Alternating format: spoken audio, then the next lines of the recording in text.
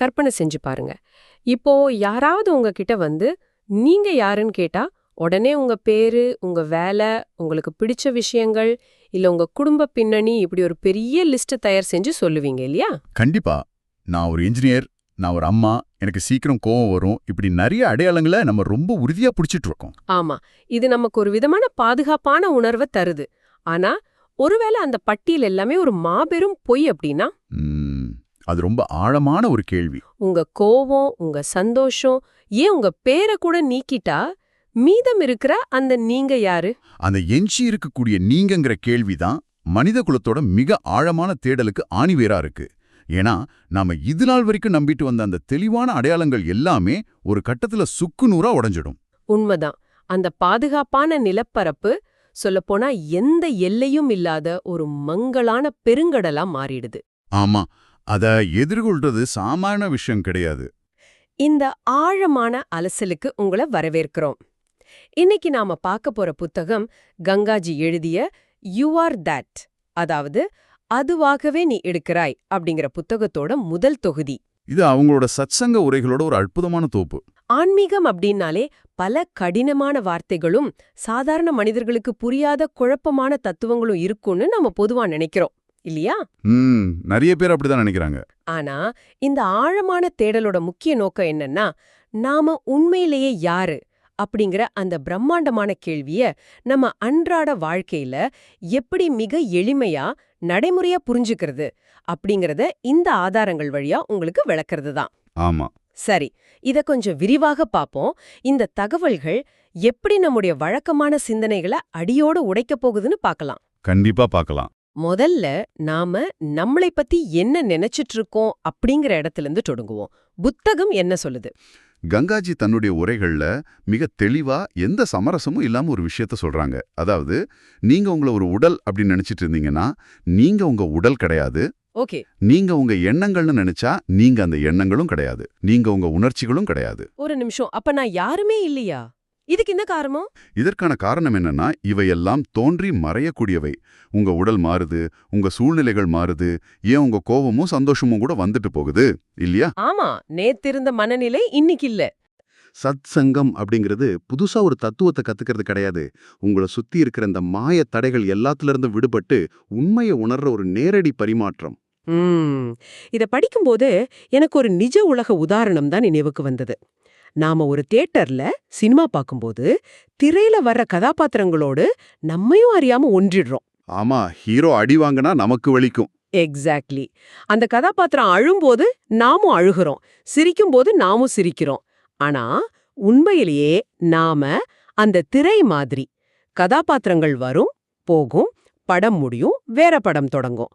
ஆனா அந்த திரை நிரந்தரமானது. ரொம்ப அருமையான ஒப்பீடு. அது எந்த படத்தாலையும் பாதிக்கப்படுறதில்ல.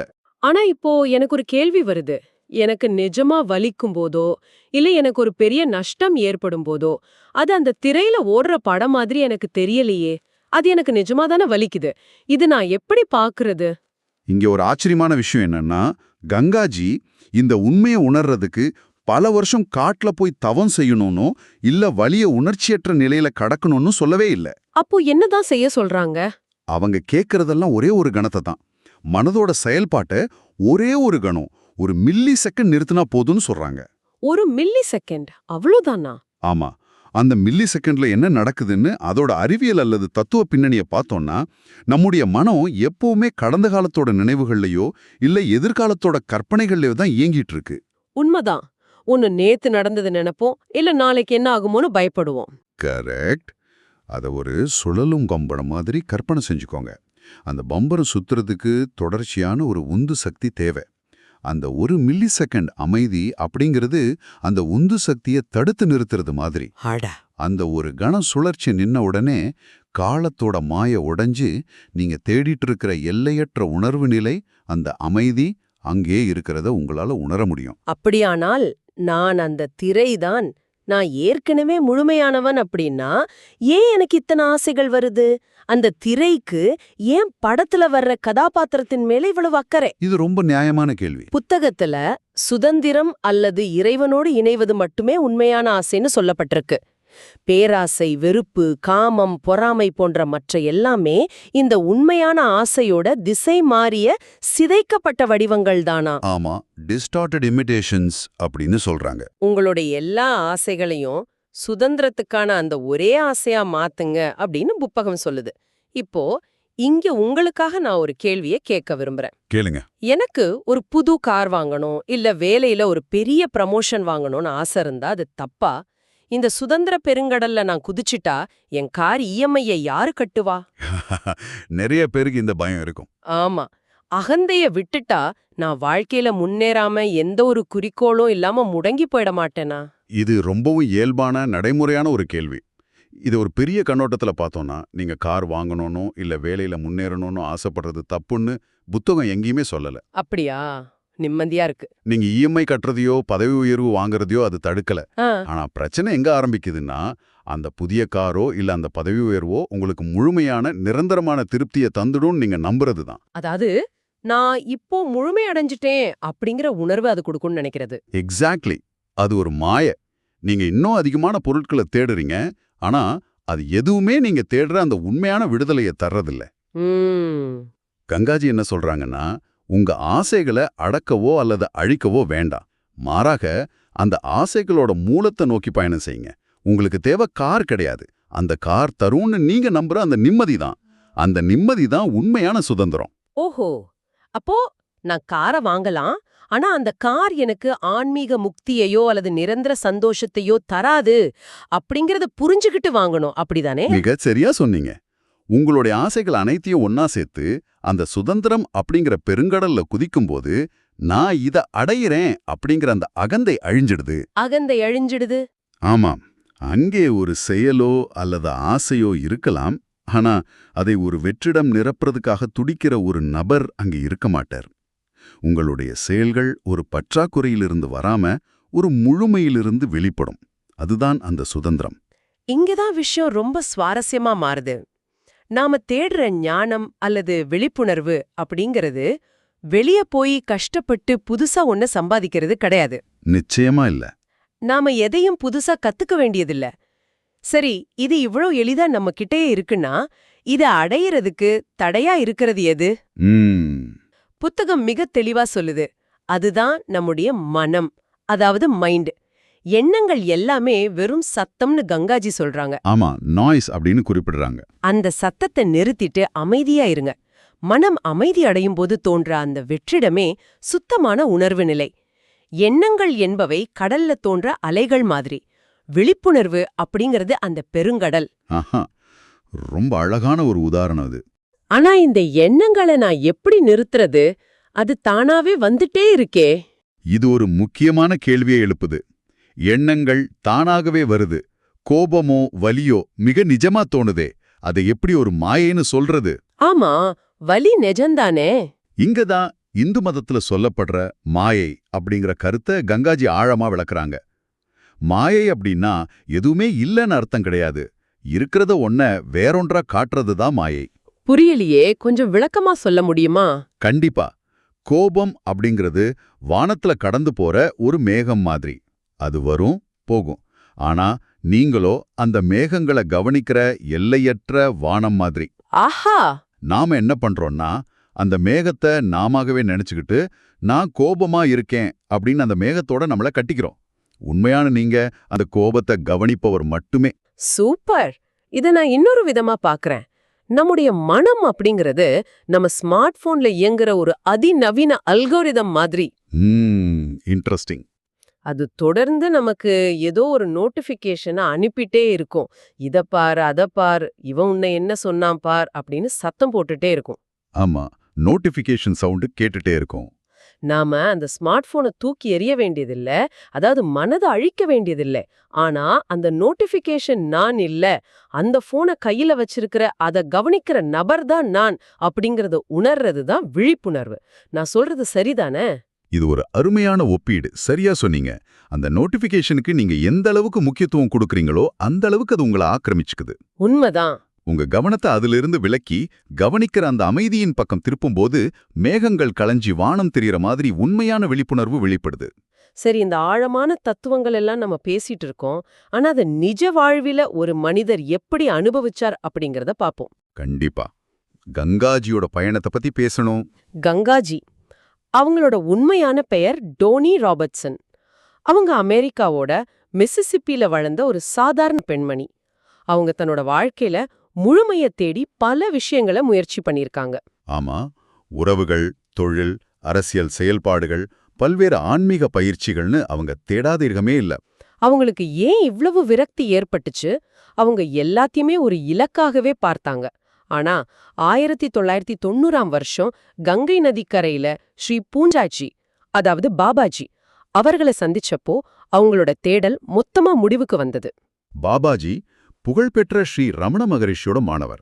ஒரு அமெரிக்க பெண்மணி இந்தியாவுல ஒரு குருவை சந்திச்ச அந்த தருணத்துல என்ன நடந்தது? டோனி ராபர்ட்சனோட தேடல்ல இருந்த மிகப்பெரிய சிக்கல் என்னன்னா, அவங்க ஆன்மீகத்தையும் ஒரு சாதனையா அல்லது அகந்தைக்கான ஒரு கோப்பையா நினைச்சு தேடிட்டு இருந்தாங்க. ஒரு டிராஃபி மாதிரி. ஆமா, ஆனா அவங்க பாபாஜிய சந்திச்சப்போ அங்க இந்த அகந்துக்கு எந்த வேலையும் இல்லாம போச்சு. ஏன்னா குரு அப்படிங்கிறவரு உங்களுக்கு எதையும் புதுசா கொடுப்பவர் கிடையாது. உங்களது உண்மையான பிம்பத்தை உங்களுக்கு காட்டுற ஒரு கண்ணாடி மட்டுமே. வாவ்! பாபாஜியை சந்திச்ச தருணத்தை பத்தி கங்காஜி கூறும்போது, என் குரு இங்கே இருக்கிறார், என் குருவின் உண்மையும் எனது உண்மையும் ஒன்றுதான் அப்படின்னு சொல்றாங்க. குரு அப்படிங்கிறவரு உங்ககிட்ட இருந்து தனித்து வெளியே இருக்கிற ஒரு நபர் கிடையாது. உங்க உள்ளே இருக்கிற அந்த எல்லையற்ற விழிப்புணர்வோக நேரடி வெளிப்பாடுதான் அவரு. ஆமா, கங்காஜி ஒரு இடத்துல சொல்றாங்க, நான் உங்களுக்கு எதையாவது கொடுப்பேன்னு நம்பாதீங்க. அது எவ்ளோ பெரிய நகைச்சுவை. நீங்க ஏற்கனவே எந்த உண்மையா இருக்கீங்களோ அதை நான் எப்படி உங்களுக்கு கொடுக்க முடியும் அப்படின்னு. ரொம்ப ஆழமான வார்த்தைகள். அது மட்டும் இல்லாம உண்மையான சந்திப்பு அப்படிங்கிறது எப்பவுமே நிகழ்காலத்துல மட்டுமே நடக்கும்னு அவங்க விவாதிக்கிறாங்க. பல நேரங்கள்ல நாம என்ன பண்றோம்னா, நாம படிச்ச பழைய தத்துவங்களை, பழைய அறிவை ஒரு கவசமாகவோ அல்லது ஆயுதமாகவும் பயன்படுத்தி நிகழ்கால உண்மைய மறுக்கிறோம். ஓ, இது எனக்கு ஏற்கனவே தெரியுமே அப்படின்னு நம்முடைய மனமே நமக்கு ஒரு முட்டுக்கட்டையா மாறிடுது. இதை நாம எப்படி உடைக்கிறது? கடந்த கால தத்துவங்களை வச்சுக்கிட்டு நிகழ்காலத்தை ஒருபோதும் அளவிடக்கூடாதுங்க. தத்துவங்கள் என்பவை உண்மையை நோக்கிய வெறும் சுட்டிக்காட்டிகள் தான், அதாவது பாயிண்டர்ஸ். ஆமா. அவை உண்மையே அல்ல. அந்த தத்துவங்களை அப்படியே பிடிச்சுக்கிறது அப்படிங்கிறது ஒரு ரெஸ்டாரண்ட்ல மெனு கார்டை வச்சுக்கிட்டு அந்த உணவோட சுவையை அனுபவிக்க நினைக்கிறதுக்கு சமம். மெனு கார்டை சாப்பிட முடியாது. கண்டிப்பா மெனு கார்டு உணவாகாது. நீங்க அந்த மெனுவை கீழே வச்சுட்டு அந்த உணவை நேரடியா சுவைக்க பழகணும். அது நிகழ்காலத்துல இந்த நொடியில மட்டுமே சாத்தியம். அந்த ஒரு மில்லி செகண்ட் அமைதியில தான் அந்த சுவை இருக்கு. அப்போ இதுக்கெல்லாம் என்ன அர்த்தம்? இதையெல்லாம் தெரிஞ்சுக்கிட்ட பிறகு இத நம்முடைய அன்றாட வாழ்க்கையில எப்படி பழகுறது? இதுதான் ரொம்ப முக்கியமான பகுதி. புத்தகத்துல விழிப்புணர்வு, அதாவது விஜிலன்ஸ் பத்தி பேசியிருக்கிறாங்க. ஆனா அது ஒரு கஷ்டமான பயிற்சி கிடையாது. அது ஒரு தேடல் கிடையாதுன்னு கங்காஜி சொல்றாங்க. வாழ்க்கைய நம் கட்டுப்பாட்டுக்குள்ள வச்சிருக்கணும் அப்படிங்கிற எண்ணத்தை நம்ம முதல்ல கைவிடணும்னு சொல்றாங்க. எனக்கு இது கொஞ்சம் பயமா இருக்கு. கட்டுப்பாட்டு இழக்கிறது அப்படிங்கிறது ஒரு பைத்தியக்காரனை போலவோ அல்லது உணர்ச்சியற்ற ஒரு செடியை போலவோ மாறிடுவோமோ அப்படிங்கிற பயத்தை எனக்குள்ள ஏற்படுத்துது. வாழ்க்கைய எந்த கட்டுப்பாடும் இல்லாம எப்படி வாழறது? அந்த பயம்தான் நம்மள ஒரு குறுகிய வட்டத்துக்குள்ள அடைச்சு வைக்குது. உங்க மனம் தான் எல்லாத்தையுமே கட்டுப்படுத்துறதா ஒரு மாயைய உருவாக்கி வச்சிருக்கு. ஓ, அது ஒரு மாயையா? ஆமா, உண்மையிலே சொல்லப்போனா வாழ்க்கையை யாராலும் என்றுமே கட்டுப்படுத்த முடியாது. நாளைக்கு என்ன நடக்கும்னு யாருக்கு தெரியும்? அதுவும் உண்மைதான். அந்த கட்டுப்பாட்டை கைவிடுறது அப்படிங்கிறது ஆரம்பத்துல ஒரு மரணம் போல தோணலாம். ஆனா கங்காஜி தீவிரத்தன்மைக்கும், அதாவது சீரியஸ்னஸ், விரைப்புத்தன்மைக்கும், அதாவது ரிஜிடிட்டி உள்ள வித்தியாசத்தை மிக அழகா விளக்குறாங்க. ஒரு நிமிஷம், விரைப்புத்தன்மைக்கும் தீவிரத்தன்மைக்கும் என்ன வித்தியாசம்? ரெண்டும் ஒண்ணுதானே? இல்ல, ரெண்டும் முற்றிலும் வேறானவை. விரைப்புத்தன்மை அப்படிங்கிறது பயத்தோட வெளிப்பாடு. தண்ணீரை உங்க கைகள்ல வச்சு இறுக்கமா பிடிச்சுக்க முயன்றா தண்ணீர் உங்க விரல்களுக்கு இடையே கசிஞ்சி வெளியேறிடும். அதுதான் விரைப்புத்தன்மை. ஆனா கைகளை ஒரு கிண்ணம் போல வச்சு மென்மையா தாங்குனா தண்ணீர் அங்கேயே இருக்கும். அட, ரொம்ப அழகான உதாரணம். இதுதான் தீவிரத்தன்மை அல்லது உண்மையான விழிப்புணர்வு. உண்மையான தீவிரத்தன்மை அப்படிங்கிறது ஒரு தெளிவான உறுதியை குறிக்குது. மலைய போல அசையாத உறுதியுடன் இருப்பதும், அதே சமயம் ஒரு குழந்தைய போல இலகுவா எந்த முன்முடிவுகளும் இல்லாம இருப்பதும் சாத்தியமே. சூப்பர். அலைகளை பிடிச்சு வைக்க முயற்சிக்காதீங்க, நீங்களே அந்த கடலாகவே மாறிடுங்க அப்படிங்கிற ஆழமான சிந்தனையை உங்க முன்வைக்கிறாங்க. கடலா இருக்கும்போது அலைகளை பற்றிய பயம் ஏது? ஆமா, நாம கடலாகவே மாறிட்டா எந்த அலை வந்தாலும் எவ்ளோ பெரிய சுனாமி வந்தாலும் அது கடலோட ஒரு பகுதி தான் அப்படிங்கறத நாம உணர்ந்துக்குவோம். எக்ஸாக்ட்லி. அந்த ஆசையின் மூலமாக இருக்கிற அந்த முழுமையான விழிப்புணர்வாகவே நாம மாறிடுறோம். இதுதான் கங்காஜி நமக்கு தரும் செய்தி. நாம தேடுற அந்த நிம்மதி, அந்த முழுமை எங்கும் வெளியே இல்ல. அது ஒரு எதிர்கால நிகழ்வும் இல்ல. கண்டிப்பா இல்ல.